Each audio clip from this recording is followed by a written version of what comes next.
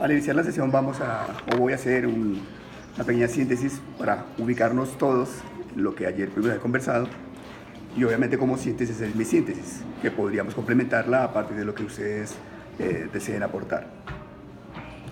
En primera instancia estamos en un seminario que pretende abordar la posibilidad del pensamiento crítico y de la pedagogía dentro de los procesos de formación.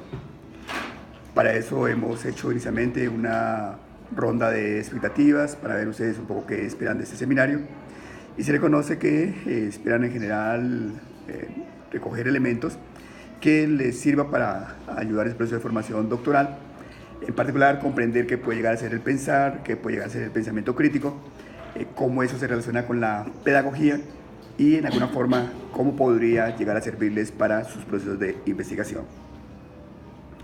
A partir de eso desarrollamos, algunas ideas, teniendo algunos textos como pretextos, para reconocer entonces, me parece a mí que 4 grandes ideas. Primero, reconocer que estamos en una sociedad denominada sociedad del conocimiento y de la información, que por lo tanto, en últimas, muchos sistemas educativos están siendo cambiados y relativizados, y se piensa en términos de cuál es la función de la universidad. Eso en cuanto que la información, aún la información académica, circula y circula por la red. De tal forma que, circulando la información por la red, ¿qué se requeriría? Quizá no se requeriría siquiera de institucionalidad educativa, sino que se requiere mirar cómo accedemos al conocimiento que circula por esa red y cómo nos vamos apropiando justamente de ese conocimiento.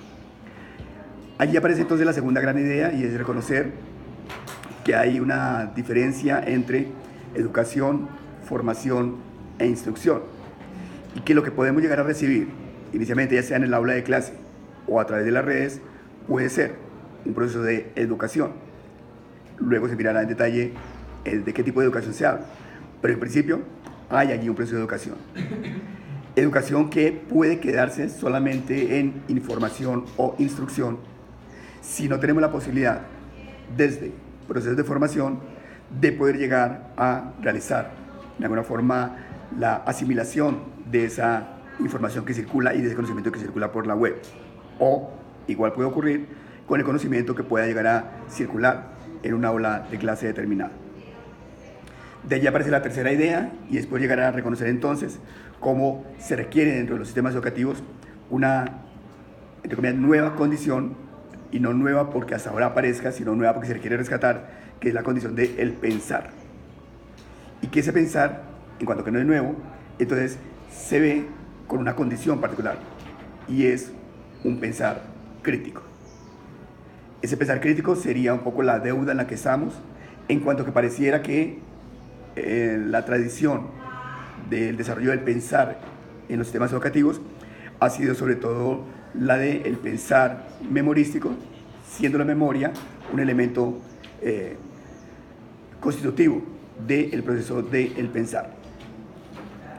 Si es así, aparecen inquietudes en este salón en el sentido de cómo podríamos llegar a fomentar el pensamiento crítico, cómo poder llegar a reconocer en el sentido que es el pensar, qué estamos entendiendo por pensar y por pensamiento, para de allí deducir un poco lo que podría llegar a ser pensamiento crítico. Surge entonces una cuarta idea, y con eso un poco redondeamos el resumen del día de ayer, el sentido de considerar que al centrarnos en el pensar, encontramos primero que es un proceso cerebro sociocultural, y que siendo un proceso, el pensar se aprende, que no es algo innato ni algo connatural a nosotros, sino que, y por eso están los sistemas educativos, nos enseñan a pensar. ¿Cuál es la característica de ese pensar? Pues ya depende del mismo sistema educativo y de los mismos sistemas sociales. Haciendo un recorrido por algunos autores, reconocemos entonces que podría haber como 4 perspectivas centrales. Una, la que nos plantea Kant, en el sentido de reconocer que el pensar, y pensar con criterio propio, tendría que ver con la posibilidad de valerse cada cual de su propio entendimiento. Y entonces por eso él coloca su imperativo categórico de ten el valor de valerte de tu propio entendimiento. Igualmente, se reconoce que se trata de ver desde la perspectiva de Heidegger cómo el pensar es una condición del ser que permite, en ese sentido, aprehender el mundo, en el sentido de conocer, entre comillas, lo esencial de ese mundo.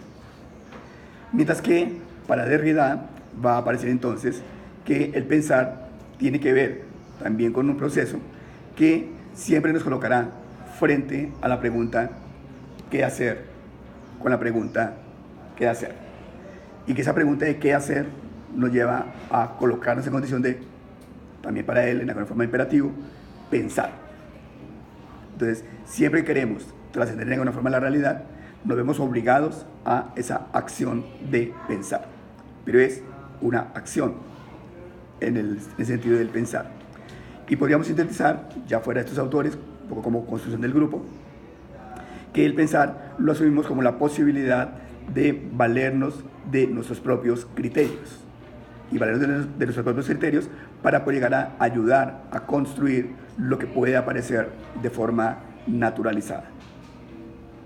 Hasta allí, en alguna forma, lo que podríamos reconocer como un resumen de lo abordado al día de ayer. Si alguno de ustedes quisiera dar alguna idea complementaria, bienvenida.